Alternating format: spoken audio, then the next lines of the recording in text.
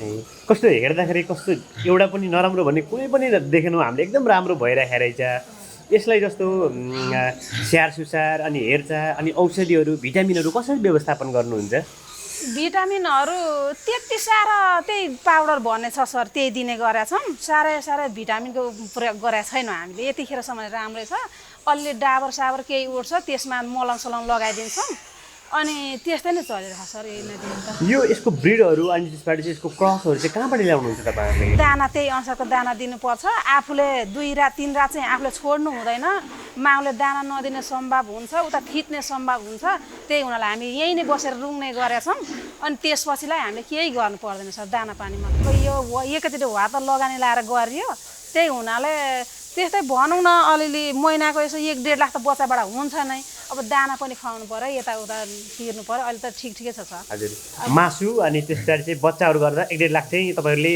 राख्नु बच्छ सर हजुरको परिचय दिनुहोस् न दिदी नमस्कार मेरो नाम ललिमाया पुलामी यो चाहिँ यो ठाउँको नाम चाहिँ यो ठाउँको नाम जुटबेला पोइन्ट हो यो फर्मको नाम चाहिँ के हो दिदी फर्मको नाम जुटबेला कृषि तथा मगर फार्म हो जुटबेला मगर कृषि तथा पशुपक्षी फर्म चाहिँ तपाईँहरूको फर्मको नाम हजुर यो कति समय भयो हजुरले सञ्चालन गर्नुभएको यो 1 वर्ष भयो सर त्यो सानो त्यसमा सानो थियो पहिले असारमा 1 वर्ष भयो जो यसमा लगाएको चाहिँ माघमा वर्ष पुग्ने छ सर अहिले तपाईँहरूको यो फर्ममा कुन कुन प्रजातिका पशुपक्षी अथवा कृषि कर्महरू चाहिँ गरिरहनु भएको छ यसमा ल्यान्डेड छ योगसागर छ ड्युरोप छ अनि त्यसपछि क्रसमा पनि छ सर क्रसको भनेपछि यो सुँगुरमा चाहिँ तपाईँहरूले विभिन्न प्रजातिका सुँगुरका प्रजातिहरू चाहिँ राख्नु भएको छ जस्तो यो सुरुवाती चाहिँ गर्ने तपाईँहरूलाई चाहिँ प्रेरणा अथवा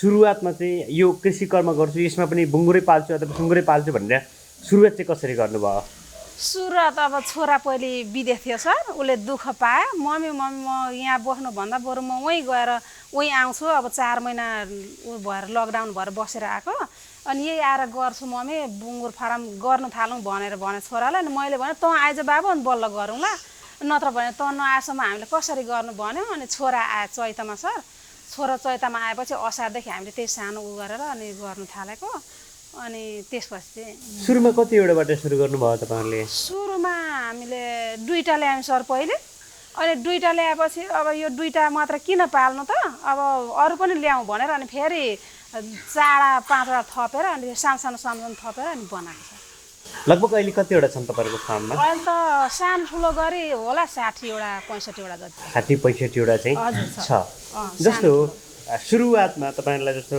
छोराको नि विदेशमा पक्कै पनि यहाँबाट ऋण खोजेरै पठाउनु भयो होला होइन अनि त्यसरी उहाँ गएर राम्रो नभइसके पछाडि ऋण बाँकी नै होला त्यसमा पनि व्यवसाय गर्दाखेरि चाहिँ अलिकति लगानी त चाहि नै हाल्यो त्यसको चाँजो पाँचो कसरी मिलाउनु भयो तपाईँहरूले चाँजो पाँचो अब के गर्नु सर अब छोरो पनि आउनु पर्ने लकडाउन थियो उल्टै हामी सस्तामा बसेका थियौँ पैसा खोजेर लगाइदिएर छोरो निस्केर आयो अनि त्यसपछि आफ्नो पैसा थिएन सर अलिअलि गाई बस्तु थियो त्यो गाई बस्तु बेचेर कति चाहिँ पैसा आएर यसो 1-1.5 लाख पैसा आएको थियो त्यतिकै उ गरेर अनि सान किसानीमा सल्लाह गरेर अनि त्यसपछि बनाउन थाल्यौँ अनि बनाएपछि अलिअलि ऋणै लाग्यो सर ऋण त टन्नै लाग्यो नि सर के नलाग्नु र अब त्यसपछि फेरि सरहरूले पछि पनि उ गर्नुभयो कति जतिबाट सुरु गर्नुभयो यो फार्म चाहिँ सुरुमा अहिले त सुरुमा त धेर लागेन सर त्यही 1-1.5 लाख लाग्यो होला त्यो सानोमा गर्दा त अनि त्यसमा गरेपछि बल्ल यहाँ चाहिँ लाग्यो सर हो यसमा चाहिँ तपाईँले राम्रो यो टिनको एकदम राम्रो व्यवस्थित घर बनाउनु भएको रहेछ सुँगुरहरूलाई अनि त्यसबाट यहाँ चाहिँ 60-65वटा बनाउँदाखेरि त पक्कै पनि तपाईँहरूलाई त धेरै लगानी लाग्यो लगभग उताबाट यहाँ फर्म सार्दाखेरि चाहिँ लगभग कति जति लगानी लाग्यो उताबाट यहाँ सार्दा त यो फर्म बनाउनु मात्रै लागेको छ सर लगभग 25 लाख जति अनि त्यसपछि बङ्गुर फेरि थप्यौँ अनि त्यसपछि अब अरू पनि फेरि थप्दै गरौँ गरी लाग्यो होला सर 40-45 लाख जति चाहिँ लाग्यो सुरुमा 1-1.5 लाखबाटै सुरु गर्नुभएको कसरी चाहिँ हिम्मत आयो हजुरलाई चाहिँ यसमा चाहिँ 40-45 लाख लगाउँ भन्दा चाहिँ हिम्मत चाहिँ कसरी आयो तपाईँहरूलाई अब त्यहाँ पाल्दाखेरि राम्रो भयो सर अनि त्यो भएको अनुसार यहाँ पनि यति गर्दा त हामीलाई हुन्छ होला गरौँ त सबैजना गरौँ अब मिलौँ जाम छँदैछ जति पनि भएर नि त्यही हिम्मत आयो नि कस्तो हेर्दाखेरि कस्तो एउटा पनि नराम्रो भन्ने कुनै पनि देखेनौँ हामीले एकदम राम्रो भइरहेको रहेछ यसलाई जस्तो स्याहार सुसार अनि हेरचाह अनि औषधिहरू भिटामिनहरू कसरी व्यवस्थापन गर्नुहुन्छ भिटामिनहरू त्यति साह्रो त्यही पाउडर भन्ने छ सर, त्यही दिने गरेका छौँ। साह्रै भिटामिनको प्रयोग गरेका छैनौँ हामीले। यतिखेरसम्म राम्रै छ। अलि डाबर साबर केही उठ्छ त्यसमा मलम सलम लगाइदिन्छौँ, अनि त्यस्तै नै चलिरहेको सर। यही नै दिन त यो यसको ब्रिडहरू अनि त्यसबाट चाहिँ यसको क्रसहरू चाहिँ कहाँबाट ल्याउनुहुन्छ तपाईँहरूले? यो क्रस हामीले बागमती फारमबाट ल्याएको सर। कोही यो ऊहरू चाहिँ उहाँ के अरे चितवनबाट ल्याएको छ हामीले। अनि पहिले सुरुचोटि त उहाँ झापाबाट ल्याएको सर 2टा अनि त्यहाँबाट सुरु। जस्तो सुरुमा जस्तो उतातिर 1-1.5 लाखमा फर्म सुरु गर्नुभयो, अनि यतापट्टिबाट आउँदाखेरि तपाईँले 40-45 लाख, अब त यताउता गर्दा 85 लाख भनौँ लगभग, होइन? अब त्यसको व्यवस्थापन चाहिँ, त्यसको चाहिँ जोहो चाहिँ कसरी गर्नुभयो? जो त त्यही हो सर। अब ऋण थियो, अलिअलि ऋण गऱ्यौँ, अनि यता सान किसानबाट सरहरूले सहयोग गरिदिनु भयो। अझै थप्ने गर्छौँ सर भन्यौँ, सरहरूले पनि हेरिदिनु भयो। त्यही हुनाले सर आफूसँग त के हुनु रहेछ, अब छोराहरू 2टै विदेश थियो, 2टै दुःख पाएर आइरहेको। अब त्यतिकै घरमै छ अहिले छोराहरू पनि। अनि पहिले त ऋणै गरेर भनौँ न सर, अब यतिखेरलाई त अहिले कस्तो छ ठ्याक्कै अहिलेको फर्मको अवस्था कस्तो छ? 1 वर्षसम्म तपाईँहरूले केही सुधार गर्नुभयो कि, अथवा अझै पनि केही समस्याहरू छन् कि के छ अहिले अवस्था फर्मको? त्यति समस्या धेरै छैन सर। अब अझै पनि थपौँ भन्ने चाहिँ कोसिस गरेका छौँ। अब यसले पनि ठिकै छ, राम्रै भइरहेको छ। दिन साह्रै केही नराम्रो भएको छैन। आम्दानी होला नै जस्तो लाग्छ। अब मिलेर गरौँ, राम्रै छ जस्तो लाग्छ, भइरहेको पनि छ दिनसम्म। जस्तो यो धेरै बच्चाहरू हामीले देख्यौँ, तपाईँहरूले यो बच्चाहरू उत्पादनका लागि मात्रै यहाँ पालिरहनु भएको छ कि, अथवा मासुको लागि नै पालिरहनु भएको छ? मासुको लागि पनि पालेका छौँ सर हामीले। मासुको लागि पनि बेचिरहेछौँ। बच्चामा लाने लगो अनि नबसेको छाडेको चाहिँ रोजी लान्छौँ, छाडेको चाहिँ हामीले बढाएर मासुमै बेच्ने गर्छौँ। बजार कहाँ छ यहाँको चाहिँ मासुको लागि? कता बेच्नुहुन्छ, कता पठाउनुहुन्छ? चपुर लाने गरेको सर। चपुर कोही उहाँ डुमरियातिर त्यो मासु पसलले लाने। भनेपछि बजारको समस्या छैन तपाईँ? छैन। जस्तो हो अरू कृषकहरूको पनि जाँदाखेरि चाहिँ जन्मनु चाहिँ 10-12वटा जन्मिन्छ सर, बच्ने बेला चाहिँ 4-5वटा मात्रै बच्छ भन्नुभयो, तर तपाईँहरूको चाहिँ 10देखि 12वटासम्म देख्यौँ। कसरी यिनीहरूलाई चाहिँ जस्तो यिनीहरू कुनै ठाउँ कुनै धेरै जस्तो मर्ने अरू किसानहरू, तर तपाईँहरूको चाहिँ जन्मे जति भएको हो कि, अथवा अलिकति मरे हो यिनीहरूको चाहिँ कस्तो छ? यो जन्मे जति यति हो सर। एउटाको चाहिँ त्यहाँनिर मरे यो यस्तो हुँदो रहेछ सर। अब जुगाको दबाई अगाडि नै खुवाएन भने चाहिँ त्यो जुगाले गर्दा पनि त्यो भित्र बच्चालाई असर हुँदो रहेछ। अनि त्यसपछि दानामा पनि भर पर्ने सर। अब पहिले चाहिँ मजाले दाना दियो, अनि पछि दिन पुग्दै गएपछि घटाउनु पर्ने रहेछ। अनि त्यसो गर्नुपर्ने हो सर। अब जुगाले गर्दा नि खतम हुँदो रहेछ। मेरो एउटा बुङ्गुर पनि त्यस्तो भएको छ सर। अरू यिनीहरू चाहिँ पाएको जति यति नै हो। मेरो एउटा त्यहाँ 2टा मात्रै छ बच्चा, त्यो 7-8वटा पाएको सर, मरेर 2टा बाँचेको छ। कुनै त्यस्तो हुन्छ सर। 10-12वटा जन्मिसकेपछि उनीहरूलाई आवश्यक मात्रामा आमाको दुध पुग्ने अनि पुग्छ त? तपाईँले पुग्छ। त्यो दाना त्यही अनुसारको दाना दिनुपर्छ। आफूले 2 रात 3 रात चाहिँ आफूले छोड्नु हुँदैन। माउले दाना नदिने सम्भव हुन्छ, उता थिच्ने सम्भव हुन्छ। त्यही हुनाले हामी यहीँ नै बसेर रुङ्ने गरेका छौँ। अनि त्यसपछिलाई हामीले केही गर्नु पर्दैन सर, दाना पानी मात्रै हो। जस्तो बच्चाहरू नि बेच्नुहुन्छ भनेपछि तपाईँहरूले बच्चाहरू चाहिँ कता बेच्नुहुन्छ? आउनुहुन्छ लिन यहीँ कि? पुर्याउनु सके छैन सर। जताबाट पनि फोन गर्छ, यो खालको बच्चा छ भनेर भन्नुहुन्छ, बच्चा छ छैन भन्नुहुन्छ। अहिले पनि कति फोन गरे गर्नुहुन्छ, बच्चाको टेन्सन। भनेपछि जस्तो तपाईँले आफूले गरेको पेसा व्यवसाय अनि त्यसबाट यिनी बुङ्गुरहरूबाट आएको प्रतिफलले जे सन्तुष्ट हुनुहुन्छ? राम्रो भइरहेको छ? राम्रै छ सर, राम्रो छ। अझै राम्रो हुन्छ कि अझै गरौँ राम्रो भन्ने सोच छ सर। अब के हुन्छ यो भन्दा उता। जस्तो अहिले चाहिँ यहाँ चाहिँ कतिजनाले काम भ्याइरहनु भएको छ यो बुङ्गुरको? यहाँ त प्रायः जस्तो हामी 3 जना हो सर। छन् त मान्छे थुप्रै छौँ। अब यतिलाई कोही न सबैजना भिड्नु भन्छौँ। हामी बुढाबुढी र एउटा बुहारी, हामी 3 जना। यहाँ हामी 3 जना चाहिँ जहिले पनि निजु नै हो। रेगुलर काम गरेर भनेपछि सरसफाइ, दाना पानी, यिनीहरूको हेरचाह हरेक कुराहरू चाहिँ हजुरले नै गर्नुभएको छ भनेपछि लगभग हुन त एउटा व्यवसाय सुरु गर्दाखेरि पक्कै पनि लगानी भइ नै हाल्छ। त्यस पछाडि चाहिँ प्रतिफलको कुरा आउँछ। लगभग प्रतिफल मासिक, महिनामा अथवा वर्षमा चाहिँ कति चाहिँ हुन्छ भनेर अनुमान गर्नुभएको छ, अथवा कति चाहिँ पाइरहनु भएको छ तपाईँहरूले?